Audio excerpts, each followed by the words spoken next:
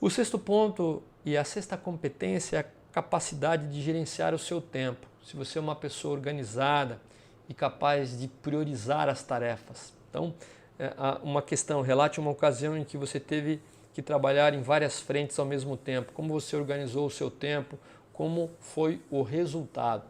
Pessoal, é natural que principalmente o supervisor de produção ele tenha várias iniciativas, vários problemas acontecendo no dia a dia. O que um gestor quer saber é como você lida com essa situação. Qual é a sua capacidade de priorização?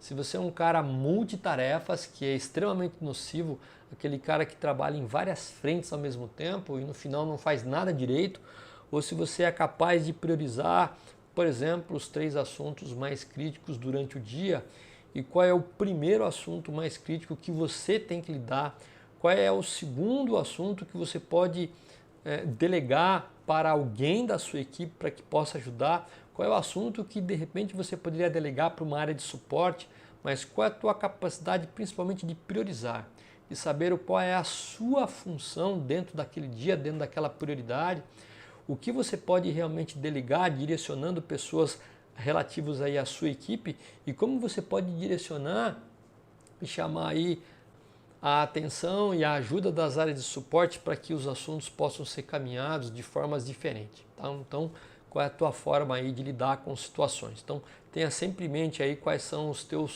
as tuas prioridades, pessoal. Nunca mais do que 3 prioridades por semana e às vezes você tem que focar em apenas uma mais crítica para que as coisas possam caminhar. Mas principalmente o gestor ele quer saber como você prioriza os assuntos, o que vem em primeiro lugar, em segundo e em terceiro, como você prioriza e de que forma que você delega algum tipo de prioridade para que você não perca tempo trabalhando aí em multitarefa, que é algo muito danoso. Fale sobre um projeto que você planejou, como você organizou e programou as tarefas. Pessoal, basicamente uma dica que eu dou aqui é que uma forma de você tocar um projeto, tocar um desafio, é você sempre fazer o uso de um método. O método é um caminho para você atingir a meta, seja ela qual for.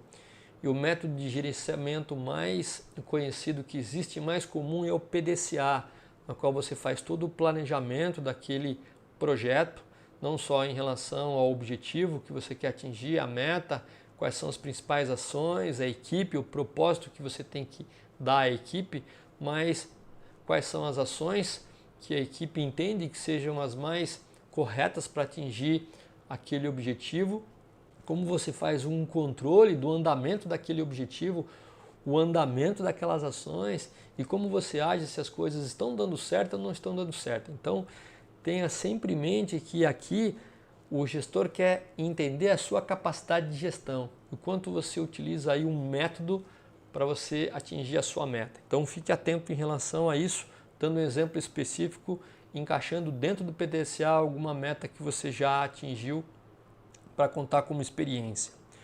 3. Descreva uma situação onde você delegou uma tarefa importante e o resultado foi bem sucedido. Então aqui o gestor quer saber como você delega. Lembra que delegar é diferente do que delargar. Delegar é quando você tem uma prioridade que não necessariamente você precisa fazer, mas você pode delegar isso a alguma pessoa da sua equipe ou mesmo fora da sua equipe. De que forma que você pode explicar a essa pessoa o propósito daquela atividade, o porquê é tão importante que ela faça. E você pode inclusive dividir com ela, compartilhar com ela o como você pode como aquela pessoa pode executar, mas dando liberdade para que ela escolha o caminho.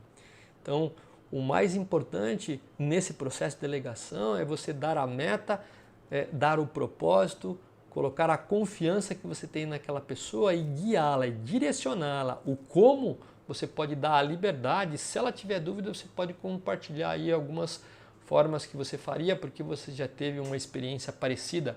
Mas tem que dar aí o ownership, né, o senso de dono para essa pessoa que você está delegando e através de acompanhamento constante você poder direcioná-la, inclusive reconhecê-la de pequenos progressos. Então, aí é como você age em relação à sua capacidade de delegação para a sua equipe.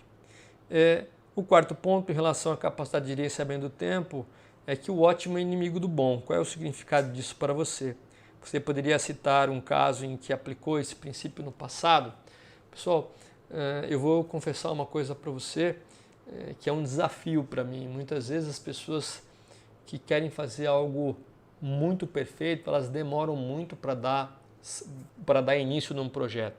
Então, eu tenho esse desafio, porque eu gosto das coisas realmente muito bem feitas, mas isso muitas vezes não é bom, porque você perde um tempo enorme de se fazer alguma coisa. Quando você trabalha em equipe, a partir do momento que você tem uma meta que você começa a compartilhar com as pessoas, com a sua equipe, a forma de atingir essa meta, você pode disparar mesmo que o plano não seja perfeito. Né? Por quê? Porque a frequência, a constância de encontros semanais para atingir aquela meta e construção das ações são muito mais importantes do que a excelência daquelas ações. Então a excelência ela vai sendo construída ao longo do tempo em que você e a equipe vai caminhando. Um cuidado, pessoal, para não ser muito perfeccionista, é demorar muito tempo para que você coloque as ações aí no campo de batalha. E lembra que a frequência de se fazer alguma coisa semanalmente, né, muitas vezes, ou até uma frequência menor, a cada 2 dias ou até mesmo diária, ela vem na frente, ela é muito mais importante do que a excelência, porque a excelência você vai adquirindo aos poucos, a partir do momento que você vai lapidando as ações com a sua equipe até que você possa atingir a meta. Então, cuidado aí e atenção quando for falar um pouco sobre essa questão.